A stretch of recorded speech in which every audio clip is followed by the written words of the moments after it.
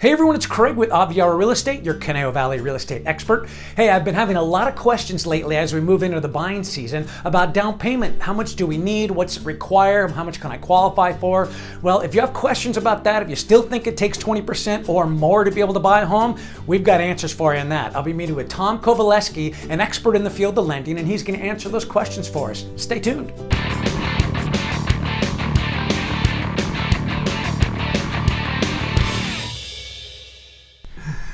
Hey everyone, thanks for watching. I'm here with my good friend Tom Covaleski of Home Street Bank. Tom's been a mortgage broker for over 20 years now, right? Correct. Great. So Tom definitely knows what he's doing. He's been down pretty much every path, seen just about every scenario. So thanks for joining me, Tom. Thanks for having me.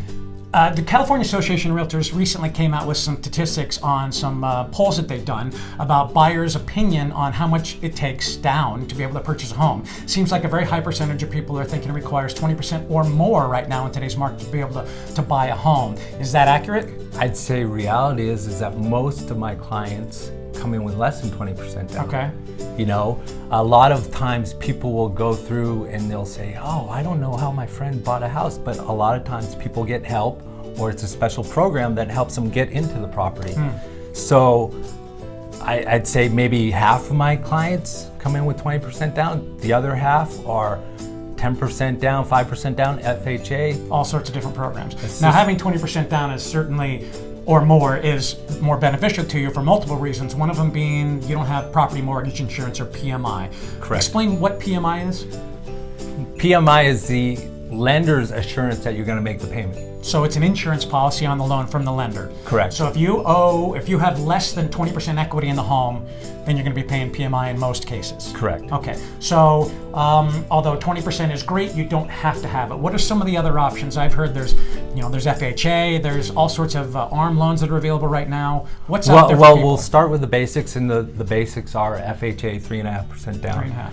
Conforming Fannie and Freddie do a 3% program. Okay. We also have a Cal HAFA, which is a quote-unquote first-time home buyer program. You don't have to be buying your first home to qualify for that, or you do? That is. You have to. You do, okay. It has to be your first-time home buyer. There's income restrictions. Okay. You kind of have to fit in this little box, but can be very beneficial because you don't have to basically come in with anything to do that. Oh. Okay. A 0% down. Right. All right. Also, we have a first and a second combination that can go up to 95%. Okay. So basically coming in with 5%. And then there's also a unison program, which if the client provides a minimum of 10%, this lender will match your 10%, in essence, a 20% down program. 20%. And does that program have PMI, or that does not have it? No PMI. Great program. And you don't make payments on that 10%. That's technically... So you're only paying on the 10% premium that you have down, or based on Correct. 90% of the loan as opposed to... Right. The reality is, it sounds like there's all sorts of loan options depending on what your particular scenario is, from 0% down up to however much you want to put down. There's Correct. all sorts of options out there. A lot of people are thinking that might not be the right time to buy, that maybe they want to wait it out and try and time the market. What's been your experience with that? Well, my experience is that we won't know when the perfect time in the market is for a couple years from now. Okay, you can probably attest to this, is that I've read that values are going up another 5 to 10% this year. So that $500,000 place is going to be $550,000 next year. So is that going to help you or hurt you by waiting a year? Right. Okay, like my mom always said, whether you're buying a house or having a baby, you do it when you can. No perfect time. There's no perfect time. Right. So it's tough to say that I'm going to buy it at the bottom of the market with the lowest interest rates and so on and so forth. If it makes sense, I think you have to go forward. Yeah, I agree. One last question. Where are rates going? I think that anybody that would tell you that they know exactly where rates are going, they would be lying to you. I mean, I'm a big watching the market. We're on a downward trend right now. Yes, I believe for the year we're going to be higher than we were last year.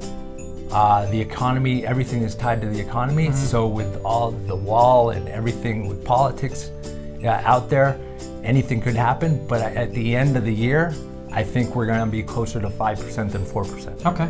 All right. So the market's feeling fairly strong in your opinion. You don't see any signs that are coming as far as another crash. No. Neither do I. I agree with you. So anyway, guys, if you're considering buying a home and you thought that it might take 20% or more, obviously there's a ton of options. So if you have questions, Tom's information will be down below this post. Give him a call, connect with him, 10-minute conversation like he said, and they can get you set up and on your way to buying your next home. So thanks for watching, guys. I appreciate it. If you enjoy the videos, if you enjoy the information, please like me on Facebook, follow me on YouTube, and place your comments below. I'm happy to answer. Thanks for watching, guys. I appreciate it. Thanks. Thanks, Tom. Enjoy the rest of your day, guys.